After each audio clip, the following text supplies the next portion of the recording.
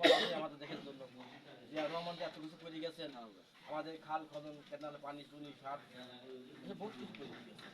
আমরা আশা করি আরও ভালো হবে, এবারও ভালো হবে।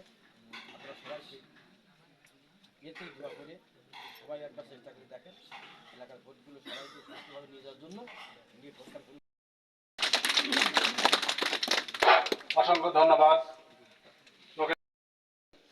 আমাদের ৮ নং যুব দলের সদস্য সচিব সাইফুল ইসলাম এবং কৃষক দলের সভাপতি জিয়া। এই যে পিছনে যে দুজনকে দাঁড়িয়ে দেখছেন, দুজন আসলে অনেক ভালো এবং মানুষের সেবায় সব সময় নিয়োজিত, তাদের কথা না বললে না। এখন আপনাদের মাঝে বলেন কি বলেন? এই জিয়া সাইফুল এই জায়গায়